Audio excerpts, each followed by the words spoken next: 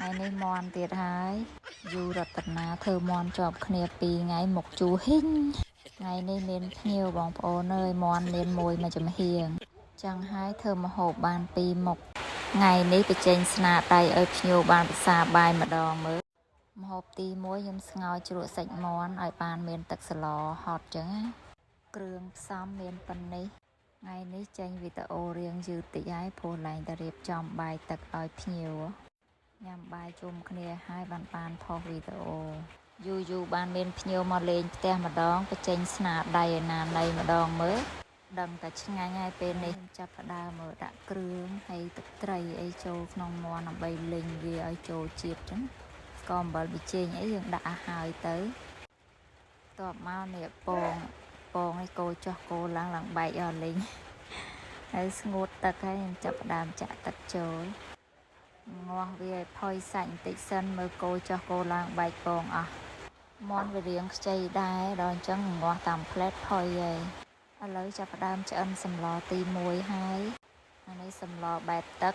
tịch tiết lò sầm lò bẹp cột mà đó nó sau món muối thơm hộp tì pi này cứ cha cô lực cây đặt mặt tê hල් chẳng nè krương xóm điệp rụi rồi hai đặt mặt tê riêng tràn đaiนี่ឲ្យមើលមុខអ្នកធ្វើម្ហូបបន្តិចមុខហត់ណាឥឡូវខ្ញុំចាប់ផ្ដើមលេងដេងខូចសោយគល់ក្រៃអីឲ្យវារៀងស្រួយបន្តិចសិនពេលយើងលេងស្រួយអញ្ចឹងហើយពេលយើងឆាមួយសាច់មាន់គល់ក្រៃហ្នឹងក៏យើងហូបបានអញ្ចឹងណាឥឡូវលេងរួចហើយតបមកខ្ញុំលេងសាច់មាន់ម្ដងលេងសាច់មាន់ឲ្យវារៀងសោះទឹកមាន់កុំឲ្យវាធំក្លិនមាន់អញ្ចឹងណាឲ្យមើលមុខអ្នកធ្វើបន្តិចក្តៅផងហត់ផងមុខហត់ហ្នឹងណា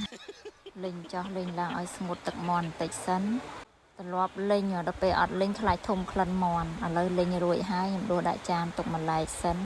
បន្ទាប់មកបពងខ្ទឹមសខ្ទឹមក្រហមគ្រឿងចាប់ផ្ដើមក្រហមហើយមើលសិតតែម្ទេសបន្ទាប់មកចាក់សាច់ចូលនីតាថាម៉ាក់អើយហិលហើយអូនហូបអត់កើតទេតែអាងក៏មានសឡពីរមុខយើងផ្គប់ចិត្តភ្ញៀវសិនណាកូនយើងទុកម្លែកសិន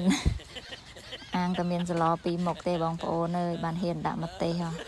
រាល់ដងឆាផ្គប់ចិត្តតនីតានឹងឯងខ្លាចគេហិល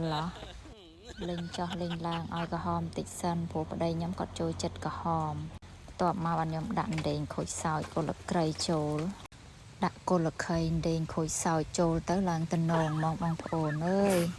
ឡើងឈ្ងុយពេញផ្ទះហ្មងតែខ្ញុំឯនេះមកហូបពីមុខរៀងហត់ដែរហូបបាយមានកើនគេអីហូបបាយបានតែបន្តិចឆ្អែតបាត់តែมันថ្មីទេបងប្អូនអើយសំខាន់ឲ្យតែគេទៅសើថាឆ្ងាញ់ហ្នឹងគឺមានកម្លាំងវិញហើយមិនមែនស៊ីចូលទេតែគេប្រអាប់រៀងខឹងដែរអញ្ចឹងណាឥឡូវឆ្អិនមកមុខទៀតហើយចាប់ផ្ដើមដួសដាក់ចានព្រោះដល់ម៉ោងហូបបាយដែរហើយឡើងម៉ោងមិន10កន្លះហើយបានឆ្អិនកន្លែងនេះជុំគ្នាតែសុំភ្ញៀវថតបន្តិចសិនហើយត្រីងៀតនឹងអត់ចោលសោះហ្មង